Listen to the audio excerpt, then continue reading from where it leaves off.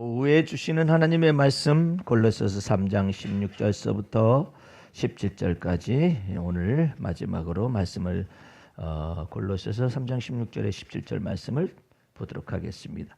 그리스도의 말씀이 너희 속에 풍성히 거하여 모든 지혜로 피차 가르치며 권면하고 시와 찬미와 신령한 노래를 부르며 마음의 감사함으로 하나님을 찬양하고 또 무엇을 하든지 말에나 일에나 다 주 예수의 이름으로 하고 그를 힘입어 하나님 아버지께 감사하라. 아멘. 어떤 말씀을 듣느냐에 따라서 여러분과 내가 삶이 뒤바뀌어지는데, 율법적인 말씀을 들으면 율법에는 하나님의 명령과 요구만 있어요. 마음을 다해라, 성품을 다해라, 뜻을 다해라, 목숨을 다하여 하나님을 사랑해라, 이렇게 명령하고 요구하고 있잖아요. 그 명령하고 요구하는 말씀을 율법의 말씀이라 이렇게 표현을 하고, 그 율법에 요구하고 율법에 명령한 바를 예수님께서 다 이루시고 율법의 마침이 되어 주셔서 그 예수 믿는 자를 주님께서 의롭다 칭하여 주시는 그것을 은혜를 갖다가 그리스도의 말씀이다 이렇게 표현하는. 그러니까 하나님의 말씀은 전체적인 안목에서 볼 때 하나님의 말씀은 전부 그리스도의 말씀으로 바뀌어서 말씀이 알아들어야 해요. 알아들을 때 하나님의 말씀이 너희 속에 풍성히 거하여 이러면 그리스도 예수의 말씀이, 믿음의 말씀이 풍성히 거하라는 그런 의미로다. 그런데 그리스도의 말씀을 듣긴 들어요. 듣긴 듣는데 너희 속에 풍성히 거하라, 이렇게 거하게 하라 그러잖아요. 근데 그 풍성히 거하지 못하는 이유가 있어요. 그리고 그리스도의 말씀이 거하기는 알긴 알아요. 알긴 아는데 풍성히 거하지 못할 뿐만 아니라 그것에서 시와 찬미와 신령한 노래로까지 이게 전진이 안 돼요. 그냥 메말라 비틀어진 삶을 사는 거예요. 예수는 믿어요. 구원도 받았어요. 근데 구원의 감격이 다 사라졌어요. 자원하는 심령도 없어졌어요. 그냥 그 형식적으로 교회를 왔다 갔다 하죠. 그런 이유가 뭐냐 이 말이에요. 그것은 그리스도의 말씀이 풍성히 거하지 않는 거예요. 그 그리스도의 말씀이 풍성히 거하지 않는 까닭은 뭐냐면은 전부 다 이론적으로 받아들이는 거예요. 이론적으로. 그걸 적용을 않는 거예요. 이렇게 적용을. 네. 그럼 어느 때 적용을 하느냐? 때마다 일마다 적용을 하면 때마다 일마다 그리스도의 말씀이 풍성히 거해요. 그런데 그것 가지고도 부족해요. 때마다 일마다 적용하는 한국 크리스찬들은 꽤 많아요. 그래도 어느 정도 많아요. 그런데 문제는 하나님 아버지께 그를 힘입어 예수 그리스도를 힘입어서 하나님 앞에 감사가 되어야 하는데 그 감사가 잘 안 되는 거예요. 그 까닭이 뭐냐? 그것은 내가 사는 것이 아니라 그리스도가 내 안에 사시면은 내 사람 자체가 바뀌는 거예요. 때마다 일마다는 뭐가 바뀌냐면 상황이 바뀌는 거예요. 그러니까 내 안에서 바뀌는 것이 아니라 내 바깥에서 있는 때, 이 일마다 때마다가 내가 상황 속에서 circumstances라고 그러는데 이 환경적으로나 이와 같은 때, 이와 같은 일, 이런 것 속에서 하나님을 경험하는 거예요. 그것만 해도 한국교회 성도님들은 아주 하나님의 은혜를 크게 경험했다고 생각하는 거예요. 그러나 주님은 두 가지로 말씀하셔요. 너희가 내 안에 거하고, 내가 그리스도 안에 거할 뿐만 아니라 이제는 주님께서 두 번째 완전한 걸 얘기해요. 그리스도가 네 안에 거하게 하라. 그리스도가 내 안에 거하려면 나와 이게 지금 다툼이 벌어져요. 이게 지금 이 전쟁이 벌어지면 내 안에서 누가 주도권을 잡을 것인가, 이런 부분이 나타나요. 예. 그러니까 사도 요한 같은 경우도 내가 그리스도 안에 거한다라는 의미는 사도 요한 속에서 다 알고 있어요. 예. 그리스도 안에 있기 때문에 그리스도를 쫓아온 거잖아요. 근데 그리스도가 그 안에 거하게 하는데 갑작스럽게 주여! 우리가 하늘에서 불을 명하여 가지고, 아니 그 지가 왜 갑자기 주도권을 잡고 난리야? 우리가 하늘에서 불을 명하여 저들을 살라버리시기를 원하나이까. 그러니까 거기에는 아주 주제넘은 인간의 이 두뇌 속에 이것이 여전히 살아있는 거예요. 예. 예수의 이름을 빙자하면서 지가 다 했대. 그러니까는 그런 것 속에서 주님이 왕이 되어주지 못해요. 예. 이 감사함이 넘칠 리가 없지. 저 사람들 불살라버리겠다는 거예요. 자기 뜻이 안 맞다고. 예? 예수님의 뜻을 빙자하면서 자기 뜻이 안 맞다고. 주의 종들이 그 말씀 사역자들이나 목회자들이나 이런 사람들이 율법 법을 잡은 사람들이 자칫 잘못하면 여기에 걸려들 수 있어요. 내 말대로 안 듣는다고. 그것을 보고 박근혜는 정죄를 받았는데 그게 뭐냐면 권력 남용이라는 거예요. 예. 그 권력 남용해가지고 어디까지 그것이 권력 남용이라는 것이 어디까지 미쳤느냐? 사법부에까지 미쳤는데 맨날 그냥 그 정권이 바뀔 때마다 사법부의 개혁을 말하면 검찰 개혁을 계속해서 말을 했어요. 검찰 개혁. 근데 그 검찰 개혁과 같이 맞물려 있는 사법부의 이 법원의 재판관들의 이와 같은 판사들의 개혁에까지 설마 이것이 이 부적합했던 이와 같은 사건들이 있을 수가 있겠는가 생각을 못합니다. 그러다가 드디어 이제는 사법부 가운데서 이제 재판부까지 이와 같은 적폐가 들어 있음이 다 드러나니까 믿어지지가 않는 거예요. 그러면 도대체가 우리는 어떻게 사는 거냐? 이와 같은 것 속에 적폐를 다 드러내니까는 막 너무나 복잡해지는 거예요.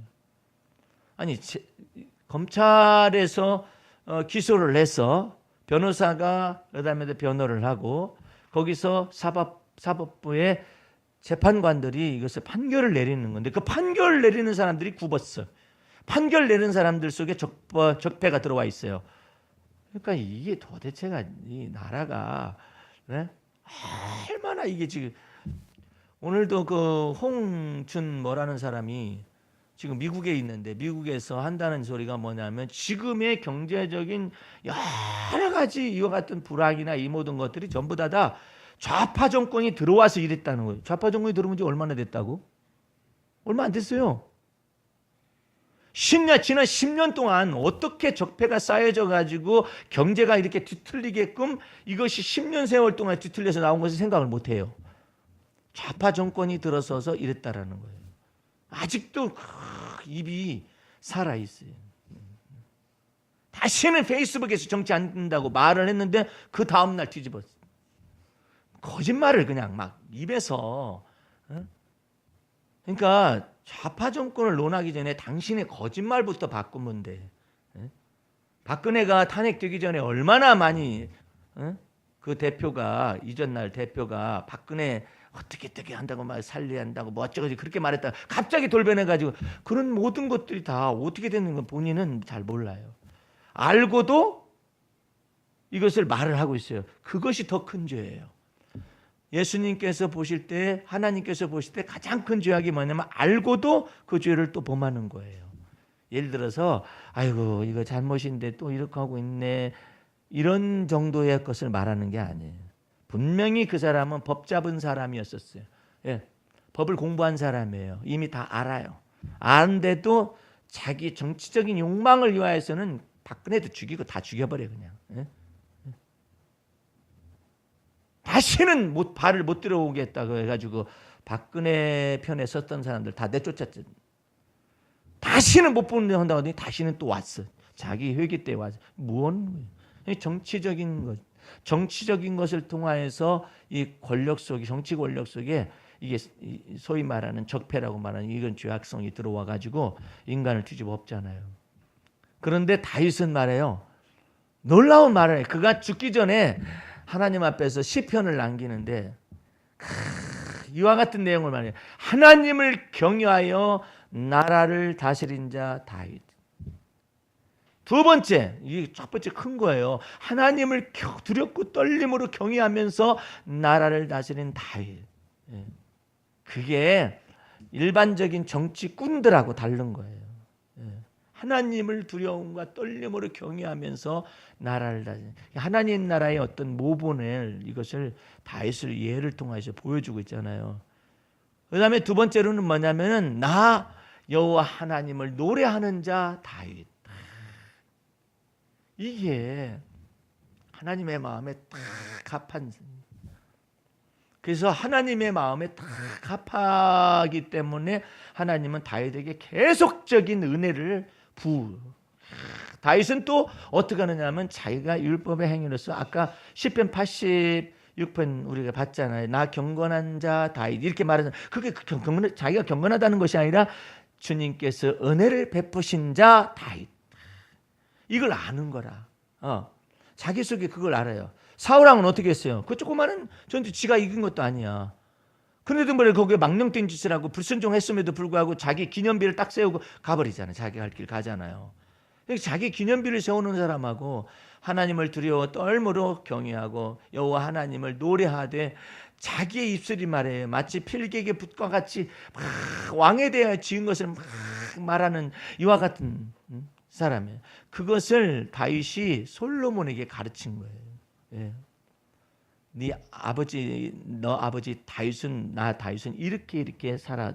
하나님께서 내 영혼을 향하여서 행한 수많은 일들을 아들아 들어보아라. 이것을 네 마음에 간직하면 네 목에 금사슬과 같이 되면 하나님께서 네 길을 형통케 할 것이다 하면서 계속 가르치잖아요. 그러니까 이론적이 아니었었어요. 다윗은요. 첫째가 다 하나님의 은혜가 자기를 만들었다는 사실을 알고 있어요. 그러니까 나 경건한 자 다윗 그것이 아니라 그 배우의 말씀은 원어를 제대로 해석하니까 주님께서 은혜를 베푸신 자, 은혜를 받게 하신 자 다윗. 창세기 6장에 보면은 노아에 대해서 나와요. 온 세상이 다 죄악이 관영한 이와 같은데 하나님이 세상에 있는 사람들을 뭐 하겠다고 했냐면 언어가 달라요. 하나님이 사람을 지으심을 마음에 후회하시고 한탄하사 저들을 쓸어버리겠다 그렇게 표현해요. 홍수로서 다 쓸어버리겠다라고 그러는데 노아는 하나님께 은혜를 얻었더라. 그래. 은혜를 얻어서 어떻게 됐냐면 노아가 당대 의인이었으며 노아가 하나님 보시기에 완전하였더라 이렇게 기록하거든요. 예. 무엇이 그 노아를 완전하게 했느냐 하면 하나님의 은혜가 노아를 완전하게 했다는 것을 노아가 알고 있는 거기에 기록이 되어 있는 거예요. 여러분과 나는 주 안에서 하나님의 은혜로 말미암아 구원을 얻었잖아요. 주 예수 안에서. 또한 하나님의 은혜로 강해질 수 있다는 거 믿어야 해요. 그리고 하나님의 은혜에 붙어 있어야 해요. 그래야 나의 낮은 것은 내가 아니라 내가 수고한 다른 사도들보다 많이 수고했지만 내가 아니라 하나님의 은혜가 나를 나되게 했다. 이와 같은 속으로 들어가게 돼서 그 은혜가 하나님의 은혜가 내게 은혜 되었다라고 믿으면 어떤 현상이 발생해요? 하나님을 찬양할 수 있어요. 하나님을 노래할 수 있어요. 이게 다 하나님을 찬양하고 시와 찬미와 신령한 노래로서 하나님을 찬양할 수가 있어요. 우리 찬양하는 것 가운데 여기 한번 여기 기도시 한번 보십시다.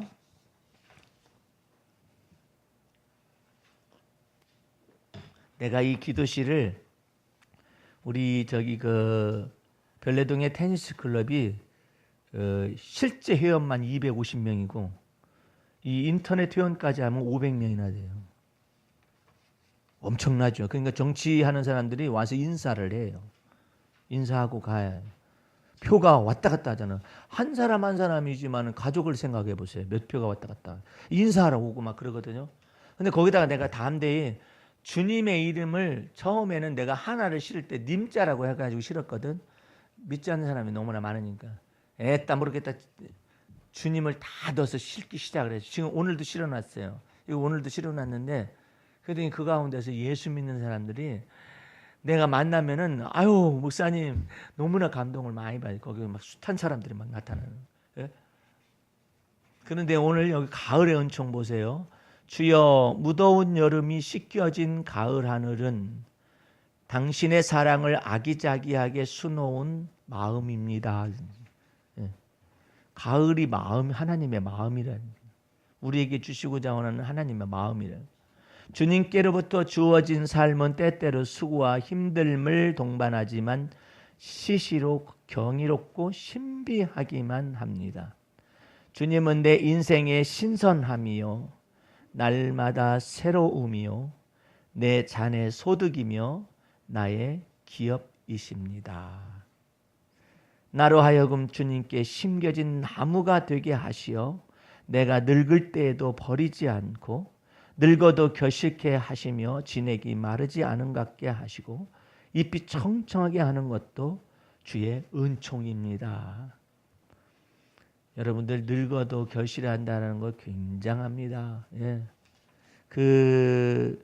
예수 믿지 않는 사람들은 이거 테니스 운동하는 것에서 우리 구장에도 보면은 70대, 80대 노인분들이 우리가 젊은 사람들이 붙잖아요. 펑펑 우리가 줘요. 젊은 시절서부터 운동과 근육을 단련해 가지고 하체의 근육이 살아 있는 것이거든요.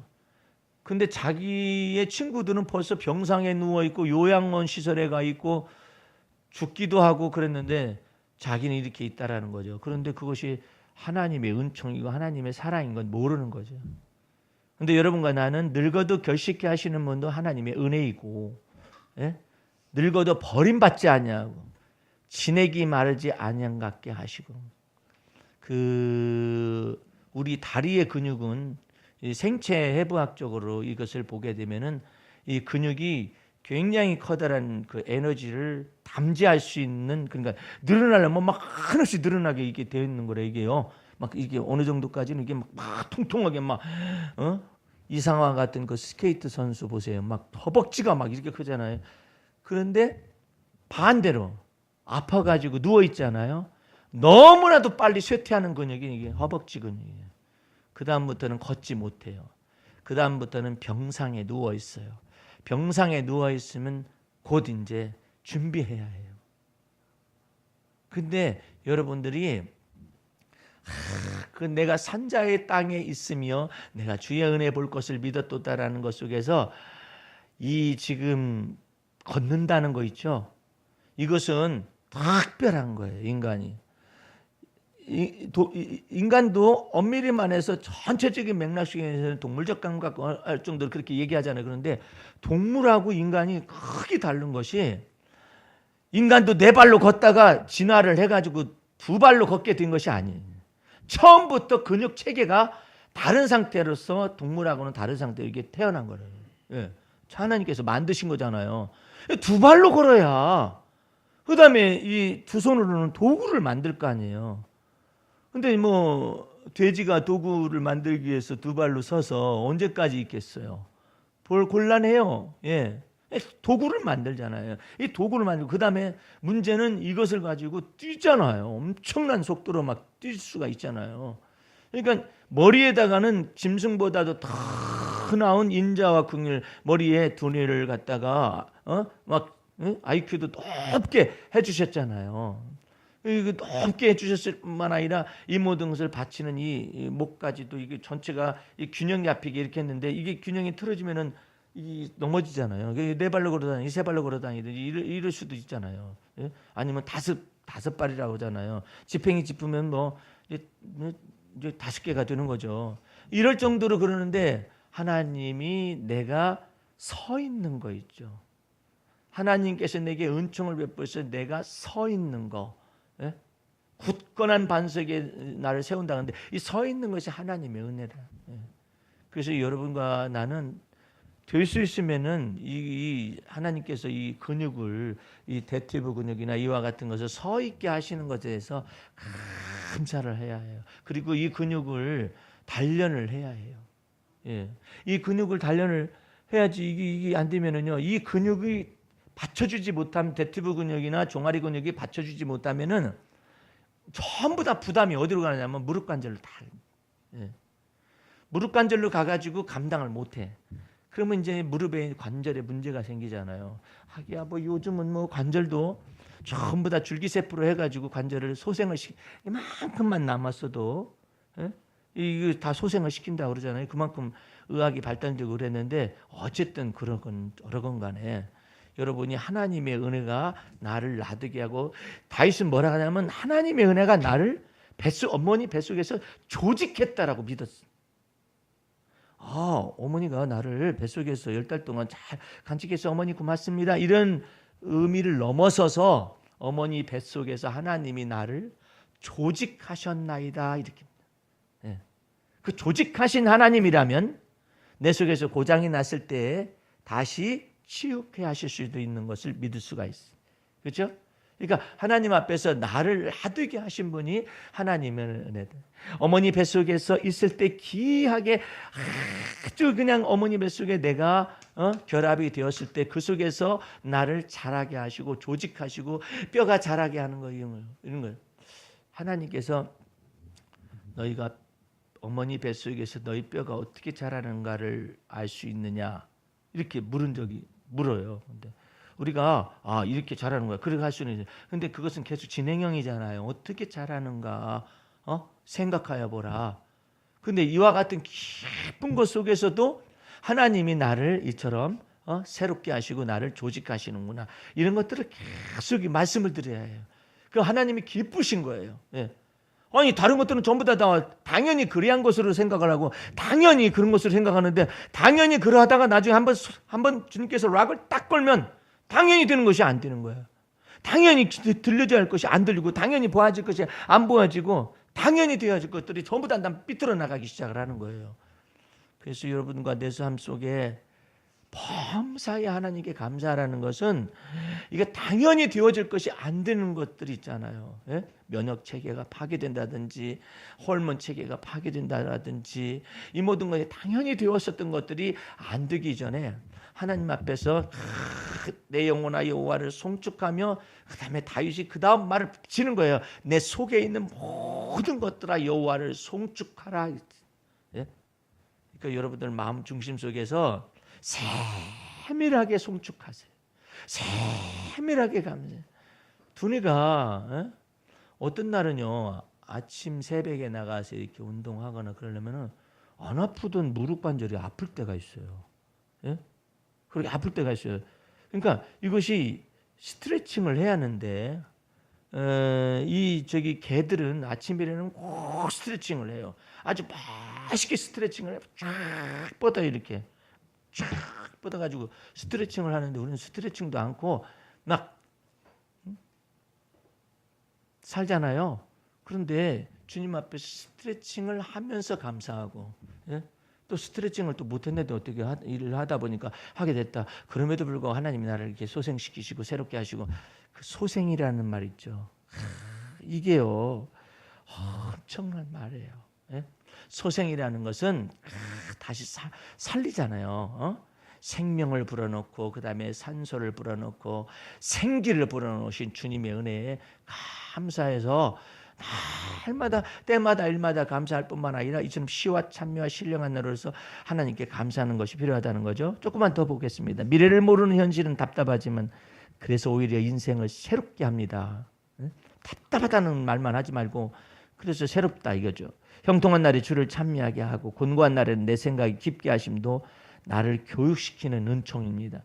주의 당신이 내게 주신 삶은 은총입니다. 또한 그 삶을 지탱하게 함도 은혜입니다. 더욱이 산자의 세상에서 주님을 경험함은 더욱더 큰 은총입니다. 하물며 환난 중에 있는 내 영혼을 아시는 주님을 시시로 찬양케 함은 더욱더 큰 은총입니다. 주님은 인생에게 복 주시듯 짐승들을 교육함보다 더 크게 하셨으며 짐승들이 고요히 잠이 든 밤중에도 인생으로 주님을 노래하게 하셨습니다. 밤중 되면 새들도 자잖아요. 짐승들도 서서 자든지 엎어져 자든지 모여서 자든지 자잖아요. 야밤중에 움직이는 그거 빼고 이렇게 자잖아요. 그런데 그 밤중에도 하나님을 노래하게 하시는 것이 은총이라는 거죠. 밤중이라는 것은 인생의 밤을 얘기할 수도 있어요. 근데 그때도 하나님을 노래할 수 있는 그런 은총을 우리에게 주셨다 이거죠. 나의 환난 날에 내게 응답하시는 주님을 시시때때로 뵙게 하고 나의 환난 날에 주의 이름을 부르라고 친히 명하신 것도 은총이며 환난 날에 도와주시겠다고 언약하심도 주의 은총입니다. 주께서 주신 가을의 은총은 계절을 달리하시어 지친 인생에게 주시는 달콤한 휴식입니다. 태풍을 동반하여 계절의 흐름을 바꾸시고 신선한 가을을 몰아오시는 주님은 사랑이십니다. 오늘 여러분들 앞기절에서는 무더운 여름이 씻겨진 가을 하늘에 대해서 얘기하고 개 끄트머리는 계절을 달리하시어 지친 인생에게 주시는 달콤한 휴식. 어저께도 그냥 가을 하늘이 얼마나 예쁘던지 뉴스에 다 등장을 해요. 가을 하늘이 그렇게 분명히 저기 무더울 때도 하늘이 맑았는데, 그렇죠? 막 무더울 때는 막 하늘이 맑고 구름도 예쁘장했었거든요. 근데 무더울 때 그 가을 하늘하고 예쁜 구름이 하고 가을의 신선한 바람이 우리에게 와가지고 그 하늘과 그 구름을 보는 게 전혀 달라요. 운동을 해보면 알아요. 분명히 무더운 때는 분명히 한 게임을 했다가 하잖아요. 막 지쳐가지고요. 그 다음부터는 서로들 안 하려고 그래. 막 지치니까 막 호흡이 안 돼요. 근데 가을이 딱 되고 나니까는 서로들 하려고 그래. 산소호흡이라든지 신선한 가을 바람이 탁 들어와가지고 우리를 새롭게 하잖아요. 주님께서 나를 소생케 하심도, 내 영혼을 소생케 하심도 감사하고, 그 다음에 나를 새롭게 하심도. 아침에 일어날 때 저녁에는 어려운 일이 있어서 힘들어서 내일 아침에는 일어날 수나 있을까 이렇게 생각을 했는데, 다음날 아침에 눈 뜰 때쯤 되면 주님이 내 안에서 거하시는 주님이, 내 영광의 소망이 되시는 주님이 내게 생기를 불어넣으시고 나로 하여금 다시 또 소망이 생기게 하시고, 주님께서 나로 하여금 또한 한나라 속에서 주님께 바람을 나타내 주시고 그러시니 얼마나 감사하냔 말이에요. 하나님의 은혜 속에서 계속해서 시와 찬미와 신령한 노래에 이르기까지 여러분이 자꾸 이게 나가야 해요.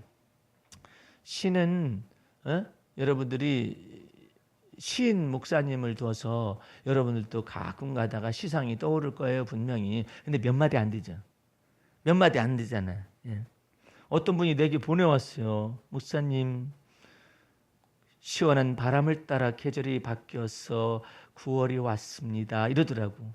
그거 하나만 달랑 써서 왔어요. 그래도 참 좋다. 읽기에 참 좋다. 네? 근데 이제 거기에다가 이제 시와 찬미까지 막 계속해서 연시를 막 지어내고, 그 다음에 또 그걸 노래로, 신령한 노래로서 하나님 앞에 드릴 수 있다면 얼마나 감사하냔 말이에요. 여기 여러분들은 깊숙하게 하나님이 그리스도의 말씀이 풍성히 거하도록, 그리고 감사함이 이게 정말 감사하다라는 것이 이게 자꾸 하나님의 마음하고 맞아가지고 이게 솟아야 해요. 그것이 막 솟기 시작하잖아요. 생수의 강이 흘러 넘치기 시작하는 거예요. 이게 여러분들 그렇게 솟아나기 시작하다가 힘이 없잖아요. 나의 힘이시여, 나의 반석이신, 내 힘의 반석이신 주여, 내게 생기를 불어넣어주고 성령으로 충만케 하시고, 이렇게 기도하면은 여러분의 영혼을 새롭게 하시기, 여러분의 안에 거하시는 성령님과 여러분의 영혼이 맞닿아서 이렇게, 그래가지고 삼탑작용처럼 내가 주의 이름을 부를 때 주님은 내 영혼을 새롭게 하실 수가 있어요. 그걸 다윗은 너무나도 많이 깨달은 거예요. 자기가 막 낙심이고 좌절될 때가 너무나 많은 거예요. 아니, 그일라 구원도 보세요. 예? 그일라 전투를 해서 처음 전투잖아요. 근데 오합지졸인 400명 모여봤자야 맨날 빚진 자에다 원통한 자에다가 환난을 당한 이런 사람들이 모여가지고 400명 됐어. 400명 그 사람들이 뭐야? 아무것도 아니지.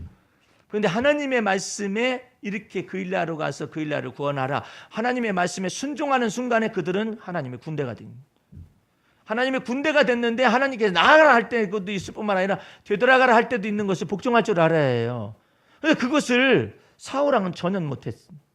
근데 나가라 해가지고 하나님께서 앞서 행하셔가지고 전부 다 탈취물을 가져오고 블레셋을 갖다 쳐부시고 그래서 막 이렇게 승전했잖아요. 승전했으면은 막 좋아서, 그러고 얼마나 그 유다 조그마한 성읍에 있는 그 그일라 거민들이 좋아했겠어요. 유다 지파, 다윗은 유다 지파이기 때문에 혈족이에요. 유다 지파가 그렇게 많은 인구가 아닌데 혈족이잖아요. 그러니까 역시 유다에서 인물 났다 이렇게 생각하고 거기서 있으면 얼마나 좋아. 아예 왕 되겠네 거기서.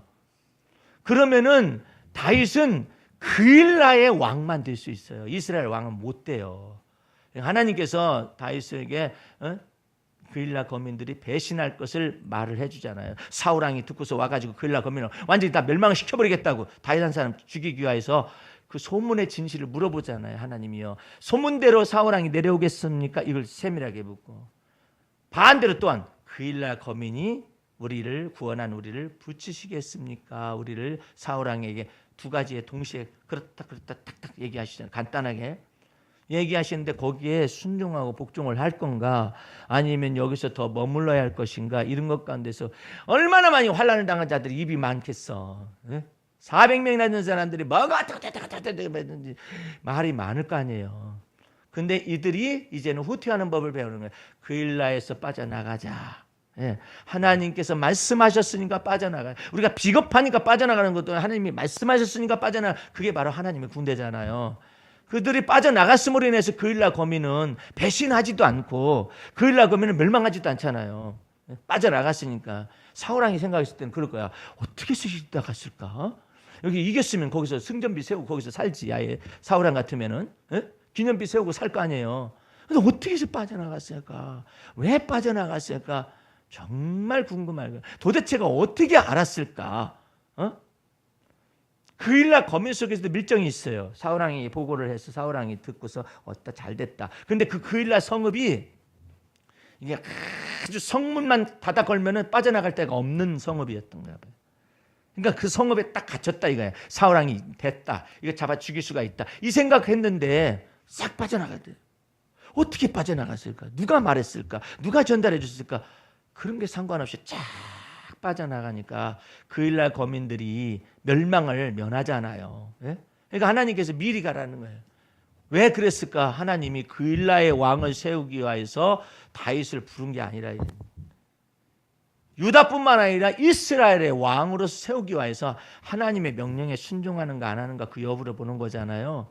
그러니까 이 하나님의 이스라엘 이와 같은 다윗의 군대 400명이 하나님의 군대로 이름을 바꾸려면 어떻게 했냐면은 하나님의 명령과 말씀에 순종하는 걸 배워야 돼. 싹 빠져나간 그것을 보면서 다윗의 군대들 400명의 군대들이 얼마나 하나님 앞에서 야 정말 다윗 속에서 역사하시는 그 하나님 그리고 또 우리 안에서 역사하시는 하나님 이와 같은 것을 알았기 때문에 이제는 다윗과 그의 사람들이 아니라 다윗과 그의 군대가라는 용어로 다 바뀌는 거예요. 오늘 여러분들에게도 개인적으로 보면 뭐 여자이고 그다음에 엄마이고 그다음에 또 어쩌고 저쩌고 남자이고 뭐 아빠가 되고 뭐 개인적으로 보면 이런 거잖아요. 그런데 여러분이 믿음의 말씀을 여러분의 마음속에 두고 그리스도의 말씀이 풍성히 거하며 성령께서 여러분 속에 감화와 감동을 주는 따라서 행할 그 순간에 여러분들은 하나님의 좋은 군사인 줄로 믿습니다. 뭐 하느냐? 믿음의 선한 싸움을 싸우는 거예요. 날마다 나아가고 날마다 나는 죽고 왜 그리스도가 내 몸 안에서 좋은 하게 되기 위해서 그 하나님의 은혜 속에서 계속 주님을 따라가 보시기 바랍니다. 그러면은 주님께서 여러분 속에 계속적으로 열매를 주셔요. 그 열매를 통해서 우리는 하나님께 시와 찬미와 신령한 노래에 이르기까지 노래를 잘 못해도 돼. 뭐 유다 노래를 들어보니까 나나나나나나나나나나 그거 하나를 부르는 거야. 하나님은 나의 목자, 여호와는 나의 목자시며 그거 나도 하겠니? 그 다음에 다장절하면 여호와는 나의 목자시며 그거 못하겠어요? 그걸 신령한 노래라고 부르고 있어요. 우리는 더 잘 부를 수 있어요.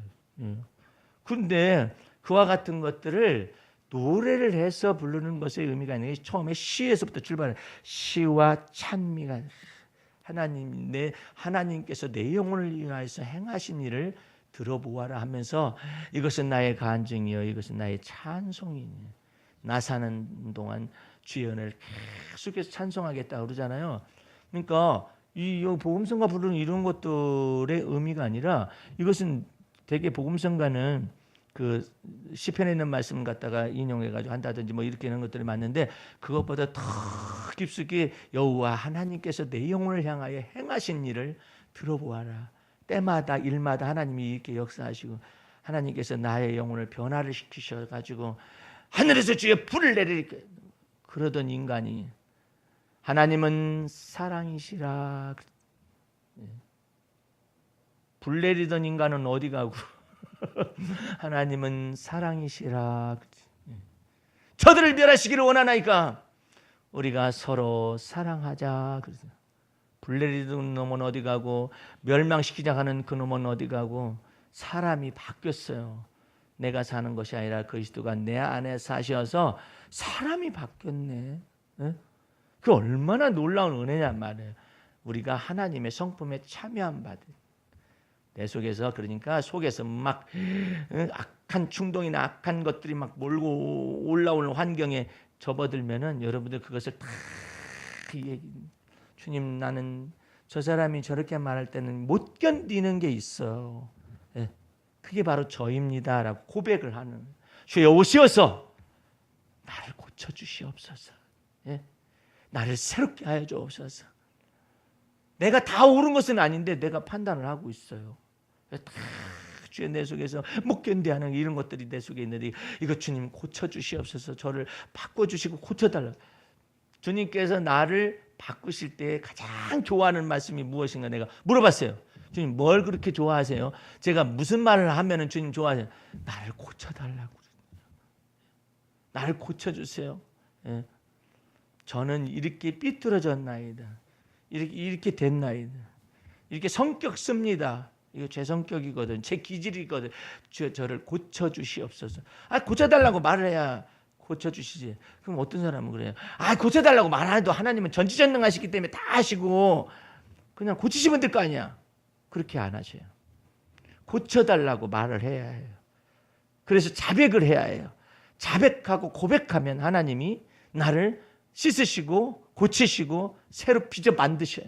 하나님의 마음에 합하도록. 오늘 여러분들 주 안에서 한 주간이 또 주어집니다만 하나님의 은혜 속에서 강하고 하나님의 은혜에 붙어 있으시길 바라고 하나님의 은혜 속에서 헤엄치시기를 주의 이름으로 축원합니다. 기도하겠습니다. 우리 하나님 아버지 감사 찬미 올립니다. 그리스도의 말씀이 우리 속에 풍성히 거하는 것이 하나님의 마음이고 하나님의 뜻이었었습니다. 그리하여서 시와 찬미와 신령한 노래로 하나님께 감사하고 예수 그리스도를 힘입어서 하나님께 언제나 감사한 마음으로 나아갈 때 우리 주님께서 모든 좋은 것들로 함께 하여 주실 줄로 믿습니다. 좋은 지각을 받기까지 주 앞에서 범사해야 할 좋은 것을 취하고 악은 모양이라도 버리는 놀라운 은혜 속으로 들어가서 매일매일의 삶 속에 주님을 닮게 도와주옵소서. 지금은 우리 구주 예수 그리스도의 은혜와 하나님 아버지의 그 무한하신 사랑과 성령의 감화 감동 인도 보호하심이 오늘 하나님의 말씀과 그리스도의 복음의 말씀을 듣고 또한 그리스도의 말씀을 듣고 놀랍도록 30배, 60배, 100배의 계시를 맺기를 원하는 성도들 머리 위에 지금부터 영원까지 함께 하시옵기를 간절히 축원하옵나이다. 아멘. 할렐루야. 마쳤습니다.